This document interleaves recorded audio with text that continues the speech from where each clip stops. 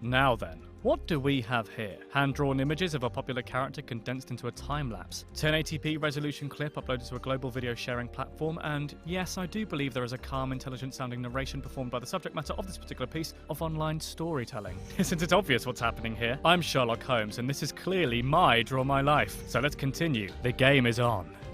My full name, should you wish to know it, is William Sherlock Scott Holmes, but please do just call me Sherlock. I currently live at 221B Baker Street with my partner in crime solving, Dr. John Watson. Also in the house is our housekeeper. Apologies, our landlady, Mrs. Hudson, and a skull, and some eyes, which I kept in the microwave. Oh, do calm down, it was just an experiment. I wouldn't say that I was an ideal flatmate, playing the violin to help me think, firing a gun at the wall when I'm bored, and yes, maybe occasionally wrestling criminals in the front room. But John's never around to pass me my phone, so who's the real nuisance here? I run a website, The Science of Deduction, and it's this which has drawn the attention of a number of interested parties, both clients and enemies alike, really. I'm not what you would call a private detective. In fact, I invented the job of consulting detective, and I'm the only one of my kind. I often assist in police investigations, and Lord only knows they need it. Detective Inspector Lestrade is the most competent of the lot, but that's not really saying much. When I met John, I was called to consult on a quadruple suicide, which later turned out to be the work of a serial killer. It was all very exciting, like Christmas. I love the thrill of deduction and a really good murder. John tells me that sounds bad to say, but what does he know?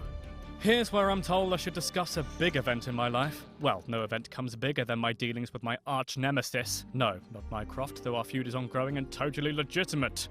No, I speak of the name that no one speaks, the consulting criminal mastermind, the despicable, the genius, the weirdly handsome Moriarty. The man is obsessed with me and my work and goes to extreme lengths to test me and play mind games with me. Mind games which, in the end, killed me. Oh yes, I should mention, I died. Well, not really died, but certainly as far as John was concerned. Moriarty forced my end and I had to jump off of a roof to prevent my closest friends from being assassinated, so naturally, I jumped. And then I pretended to be dead for 2 years. I came back though, didn't I? Child's play, really. I don't see what everyone was so upset about. Should you desire to know about my love life, you'll find yourselves disappointed. I have little interest in the matter myself, though my life is not without its significant others.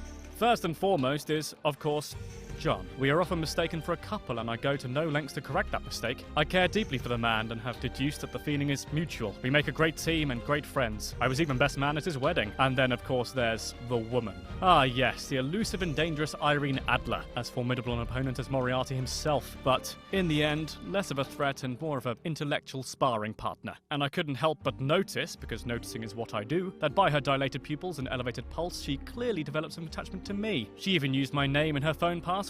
Cunning woman. But as I mentioned, not much to speak of when it comes to love.